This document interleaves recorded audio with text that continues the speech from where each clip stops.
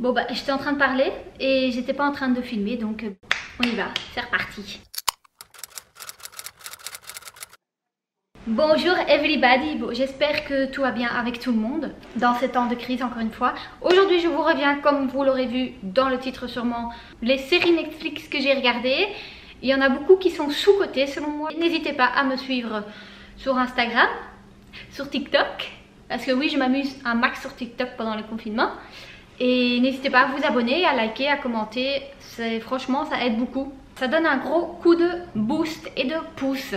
Bref, on y va. Alors, il n'y a pas d'ordre spécifique, donc c'est pas la première qui sera la meilleure. Même si j'aime beaucoup la première que je vais vous montrer.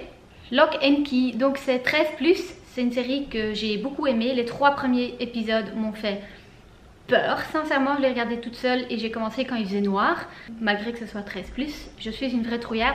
Mais en fait, ce sont des enfants, donc un frère et une soeur qui ont perdu leur papa et qui déménagent dans un manoir ou dans une très grande maison. Et dans cette maison, en fait, il y a plein de clés cachées et ces clés cachées ont des pouvoirs. Donc elles ouvrent une porte, elles ouvrent un tiroir, il y a une clé qui appartient au cou. Enfin, c'est à voir, je vais rien spoiler dans cette vidéo non plus.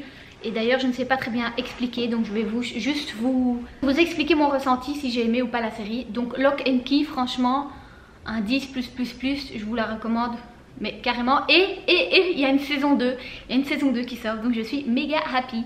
Le jeu de la dame, ça c'est 16+, d'ailleurs je comprends pas pourquoi c'est 16+. Il y a je pense 2 scènes X, même pas, par rapport à Elite qui est 16+, qui pour moi pourrait être 18+, parce que franchement c'est carrément... C'est une mini-série, donc il n'y aura que 8 épisodes, une saison, pas plus, ça s'arrête là. Et franchement j'ai adoré. J'ai même voulu me mettre aux échecs, mais je suis trop nulle, je ne sais pas réfléchir à l'avance, donc 10+++ aussi. On passe à Elite, comme je vous venais de dire, c'est 16+, il y a beaucoup de scènes X, franchement c'est abusé. Pour ceux qui se sentent pas à l'aise avec ça, c'est pas mal, il y a 4 saisons si je me trompe pas, ou 3 saisons si je me trompe pas. Ça se passe dans un lycée, c'est des jeunes et ils sont toujours à la recherche, dans chaque saison ils sont à la recherche d'un coupable, donc d'un assassinat. Alors Dynasty, 13+, Dynasty c'est le top à regarder. En fait c'est une série ancienne, très ancienne, que ma maman regardait à l'époque, et ils l'ont refaite avec des nouveaux personnages, avec un gay avant il n'y avait pas de gay et un noir avant il n'y avait pas de noir. Donc ils l'ont remis vraiment au goût du jour 2020 et c'est trop relax à regarder si tu aimes les problèmes. C'est la série à regarder. Ratched, ça aussi je pense qu'elle est de plus en plus connue, mais au moment où j'étais censée filmer la vidéo elle n'était pas si connue que ça. C'est 16+, je comprends que c'est un peu gore, il y a du sang, ça se passe dans un hôpital. Et c'est une série qui se passe dans les années 20 à septembre peut-être. En ce moment moi je regarde que des films et des séries qui sont des années folles, qui se passent dans les années folles, les années 50, c'est mon dada en ce moment, j'adore. J'aurais trop aimé vivre à cette époque-là. C'est une jeune dame qui essaye de sauver son frère assassin. Voilà.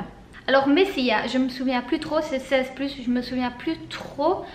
Mais si vous croyez dans les effets un peu pouvoir, pas pouvoir, mais les effets de guérison, toutes ces choses un peu paranormales, je vous conseille de regarder ça. Ça vient Le Messie. Enfin, je vous mettrai toutes les infos là. C'était assez facile à regarder aussi, t'en vois un, tu veux savoir à la suite.